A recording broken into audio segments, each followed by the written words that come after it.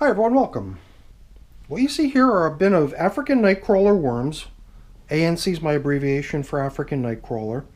And the systems are 257 days of age now. On day 210, 47 days ago, we decided it was time to stop adding bedding to these systems. We've been feeding, we've been in here a number of times now since this fed foraging phase, as I refer to it, started. Giving them feedings. And last time I added the feeding in a slightly different way by simply leaving it out on the surface and then proceeding with covering up with some newspaper and some bubble wrap. And I'm curious to see how they did with that feeding, having it been just placed out on the surface. Normally I'll submerge the foods that they get. And I figured if things went well, we would do the same again today. So I'm going to get these systems up on the bench, slip on a glove, and we're going to get them some more food. So let's get started. This assortment of yummy foods that I came down here with for them from the freezer consists of, I believe these are cucumbers, and there's a good bit of radish in here. These are, oh look at this, we even got tangerine, orange in here. What else? Radishes, tomatoes, maybe some other things too. All of these things, I'm fairly sure, are things that the worms are going to be able to polish off pretty quickly, or at least that's what I'm hoping. You know, it's funny, last time after we fed and left their food out on the surface, I was able to smell the food that we gave them. It was Carl Rob. I don't know, I've heard different ways of pronouncing it. One of the viewers even wrote down the phonetic pronunciation for me, since I mentioned in the last video how I wasn't even sure how it would be spelled in English. And that's kind of cool. I knew that the stem end of the stuff would remain, but I was almost 100% certain that everything else that we gave them, which was just, you know, cuttings of the skin of it, would all go. Because I fed this stuff in the past and it's always been pretty popular, but once you get to the stem, that's just a somewhat tougher material. So here we can see where the stem was, and eventually it'll all go. So I'm not worried about that. In fact, it is kind of cool looking, like a big starburst, like the sun shining.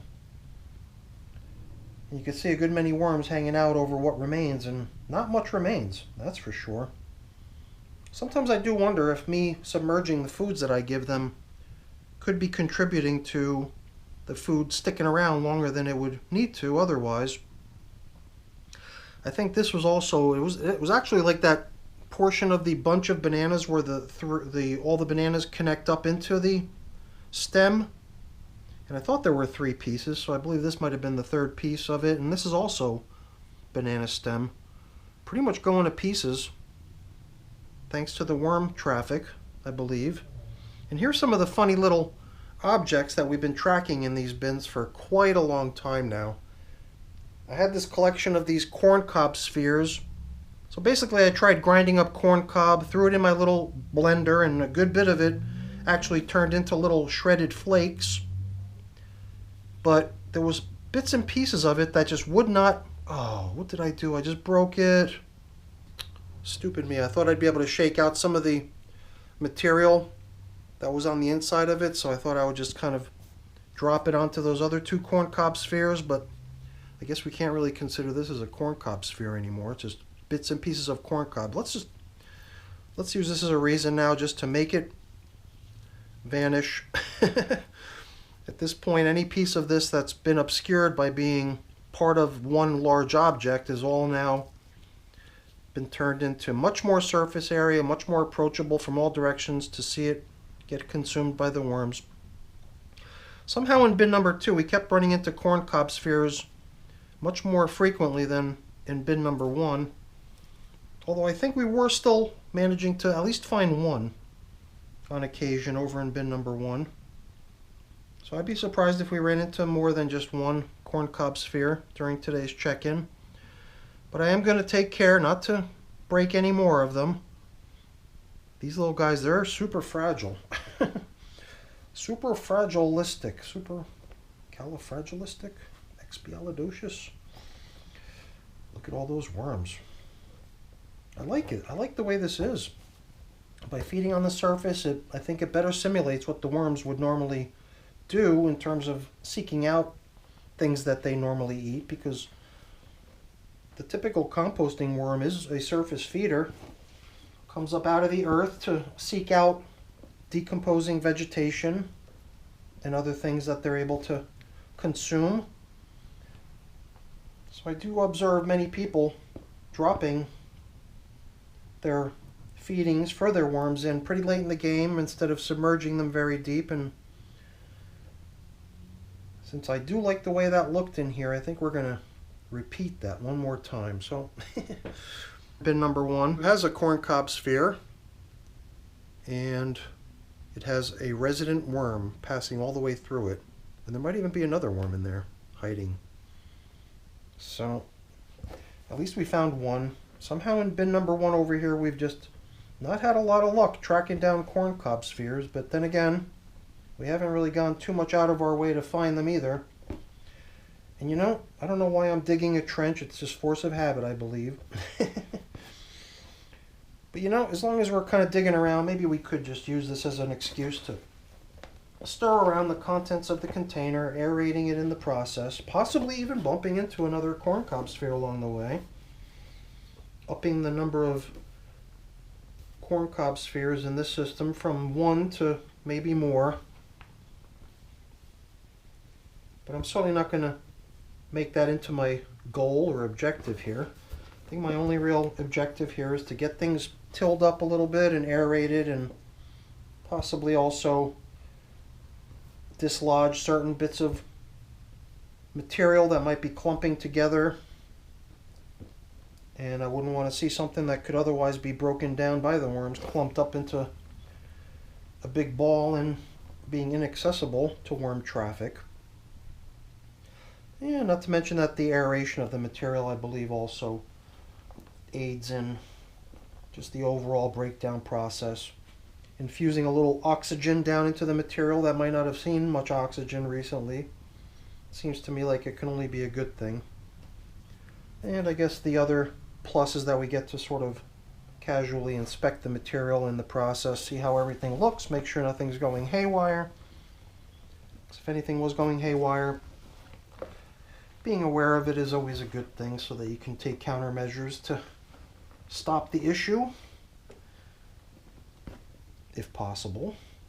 It's very nice to see worms everywhere throughout the system, all over the bin, down deep, in the corners, around the edges. And that tells me that moisture in these systems is good enough pretty much everywhere to maintain healthy worm activity everywhere. That was part of the reason we came in here last time with the newspaper top coverings beneath the bubble wrap plastic, because it did seem to me like without the paper on top, the sections of the bin around the edges were getting a little bit dry, and dry material is the stuff that the worms are going to simply avoid. And I don't think that having portions of the bin, even if it's just a little bit of the top surface around the edges, it seems a little bit counterproductive. So it seemed to me like if we were to place a little bit of helper material out on the top surface underneath the plastic in the form of that newspaper sheet, then we would be able to just ever so slightly reduce the amount of evaporation occurring here and possibly guard against excessive drying. So something circular in my hand. Felt like it could have been a corncob sphere, but as I gently rolled it around in my fingers, it just turned out to be a clump of vermicompost. I didn't really find anything within that clump that seemed like it would benefit from being freed from the clump, but there could have been.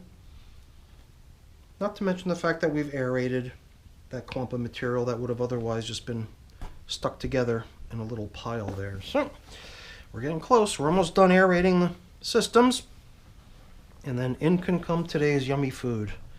And I think I'm going to do just what we did last time, because it seemed to work well. Just place the material right out onto this top surface and let them have at it.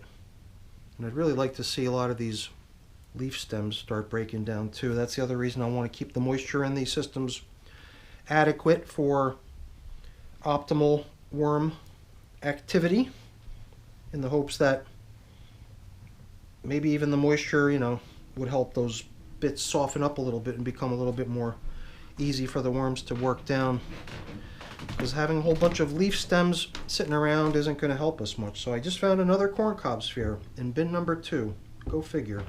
How many we got now? We broke one, and now we've got 3 that are still intact. So this system definitely seems to be the front runner as far as hanging on to its corncob spheres. So in other words, I think I've just been a little bit too rough, and I probably ended up busting the ones that used to be over in bin number 1.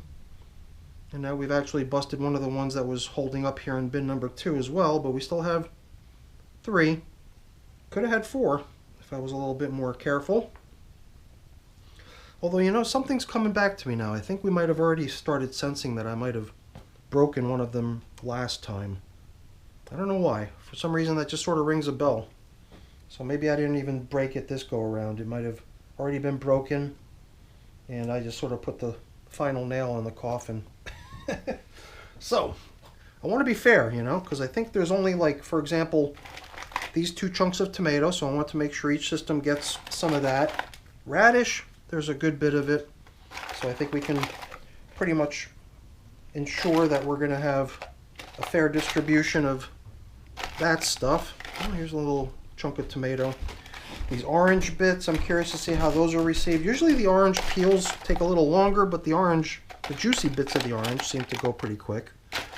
And from what I remember, these oranges were pretty tasty, but these had just been sitting around a little too long. I tried eating it. Didn't taste quite right. I decided, you know what, let's hand it off to the wormies. I'm sure they'll appreciate it, even though it's not quite up to modern, conventional standards. All right, I think we've been pretty fair here, dropping in their yummy meal. So before we cover up, I'm going to include a little bit of grit along with the feeding, because, why not, right? And I think that's it. This paper was also not only to help stifle any sort of moisture loss around the edges, but I also figured, since we've not been giving bedding ever since we started fed foraging 57 days ago, that's a mouthful, figured if the worms were really in dire need of some sort of a carbon-rich food substance, not so much a bedding material, but maybe more of a carbon-rich food substance such as paper. In the absence of bedding, they could turn to this stuff and nibble on it should they require it to keep their diet in balance. And it does seem like they might have already started nibbling on it a little bit here and there. But the fact that it's still holding up pretty good seems to suggest that they're probably still okay from that perspective as far as, balance in their diet. So we've come to the end of today's check-in with the African nightcrawlers. Doing quite nice in here, if you ask me, and the material feels really good, nice and loose.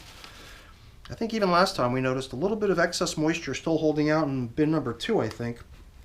Or maybe bin number 1, I don't remember, but I can't even say for sure that I noticed that in either system. It seems like we're now kind of beyond that point where either of the systems might have felt too damp, and now the texture of the material is starting to get nice and crumbly in both systems. So that's it for the check-in, everyone. Hopefully you enjoyed it. If you did, as always, please don't forget to leave me a quick thumbs up before you go. That's always really appreciated. And if you haven't done so already, please also consider subscribing to the channel. That's very much appreciated as well. All right, everyone, thanks so much for watching. Have a great day. Bye now.